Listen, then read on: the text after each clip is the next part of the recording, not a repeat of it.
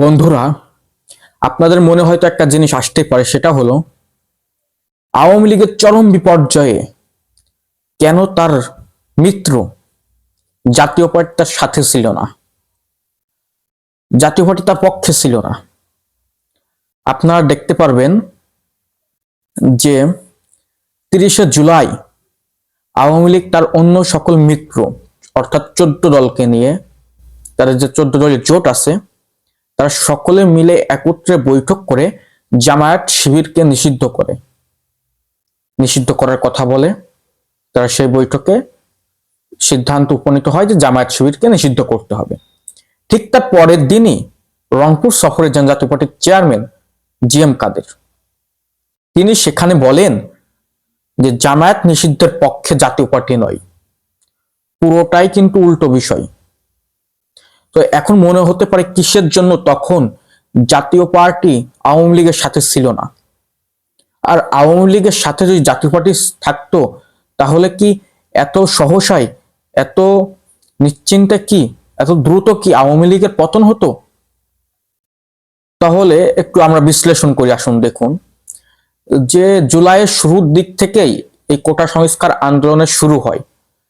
ঠিক তখন থেকেই কিন্তু জিএম কাদের সংসদে এই কোটা সংস্কারের পক্ষে প্রায় 12 মিনিট বক্তব্য রাখেন। তারপর কিন্তু জাতীয় পার্টির নেতাকর্মীরা মাঠে এবং বাইরে, সংসদ এবং সংসদের বাইরে এই কোটা সংস্কারের পক্ষে কথা বলে।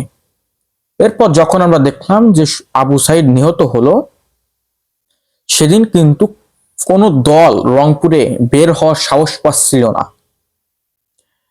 যে আবু সাইদের এই ইসের প্রতিবাদে একটা মিছিল করব। ঠিক তখন কিন্তু জাতীয় পার্টির নেতাকর্মীরা, জাতীয় ছাত্র সমাজ আছে, তারা সেই রংপুরে বেগম রোকেয়া বিশ্ববিদ্যালয় থেকে মিছিল বের করলো। সেই রাতেই বের করে তখন পুলিশ এবং ওই ছাত্রলীগের পেটুয়া বাহিনীদেরকে আচ্ছা মতো ধুলাই দিল। তো আমাদের দেখা, লাইভ দেখা আর কি।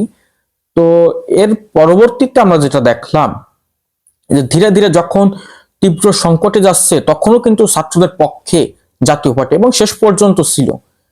এরপর কথা ছিল 30শে জুলাই জিএম কাদেরকে ফোন দিয়েছিল শেখ হাসিনা নিজে ফোন দিয়ে বলেছিল যে এই অবস্থায় জামায়াত শিবিরকে নিষিদ্ধ করতে আপনার সহায়তা প্রয়োজন।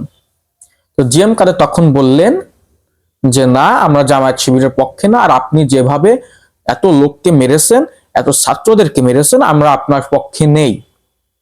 আমরা ছাত্রদের রক্তের সাথে বেইমানি করতে পারবো না। এই কথা বলে শেখ হাসিনা কিন্তু জিএম কাদের সাথে অনেকক্ষণ যাবত অনেক প্রকারের তিনি জিএম কাদেরকে দিলেন, থ্রেট দিলেন, জিএম কাদের বিরুদ্ধে অনেক প্রকার করলেন যে আপনার কিন্তু ক্ষতি হবে, এ হবে, এটা হবে, সেটা হবে, ব্লা ব্লা ব্লা, এরকমের অনেক কিছু। তারপরও কিন্তু জিএম কাদের এটা করলেন না। তিনি কেন করলেন না, একটাই আসতে পারে যে তিনি কেন এরকমটা করলেন, কেন তিনি শেখ হাসিনার পক্ষে থাকলেন না। এর মূল বিষয়টা চলে যেতে হবে সেই 2014 সালে। 2014 সালে কিন্তু জাতীয় পার্টি নির্বাচনে যায় নাই। জাতীয় পার্টি কিন্তু নির্বাচন 2014 সালে যায় নাই। এরশাদ যায় নাই, জিএম কাদের যায় নাই। এরশাদ তো এরশাদের পোস্টার তো আপনার পুলিশ লাগিয়েছিল। ওই যে রওশন এরশাদ, যে শেখ হাসিনার এই যাকে বলে অনুগত দালাল বললেও চলে, অনেকে তাকে ঘসেটি বেগমও বলে নিজ দলের ভিতর। তো সেই ব্যক্তি, এই মহিলা হাসিনার সাথে লেনদেন করে কিছু সিট বাগিয়ে নেন নিজের অনুসারীদের জন্য, এবং জাতীয় পার্টির 270 জন প্রার্থী, ইভেন জিএম কাদের সাহেব নিজেও এই নির্বাচন থেকে মনোনয়ন প্রত্যাহার করে উঠায় নাই। এরপরে আমরা কি দেখতে পেলাম?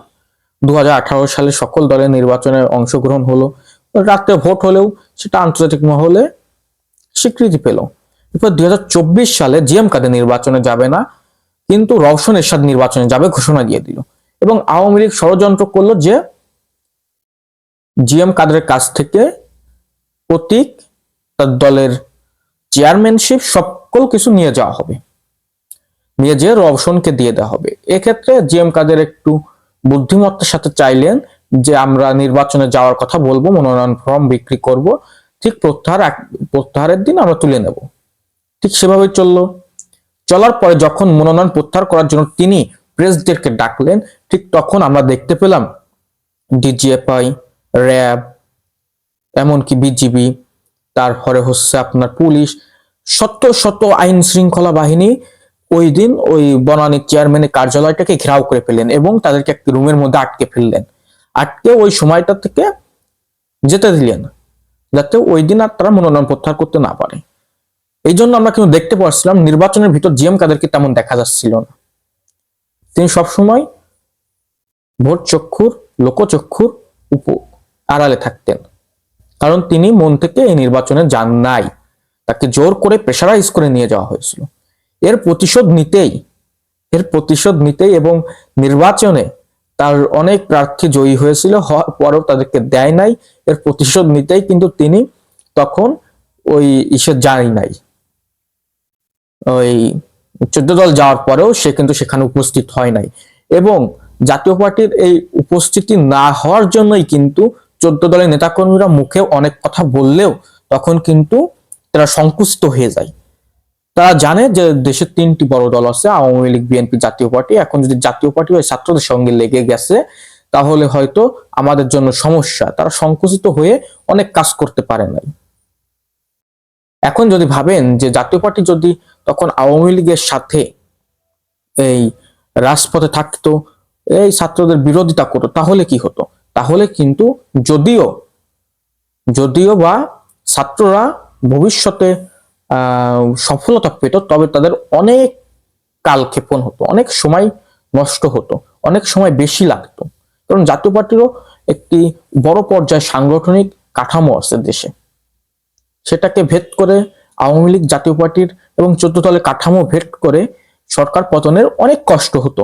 সেক্ষেত্রে জিএম কাদের তিনি আগেই ছাত্রদের পক্ষে ছিলেন এবং পক্ষে থেকে এই হাসিনা মূল পতন যদি বলা হয়, যদি কয়েকটা কারণ থাকে ভিতরে অন্তরালে, তার মধ্যে এটি একটি, সে জাতীয় পার্টির সমর্থন না পাওয়া।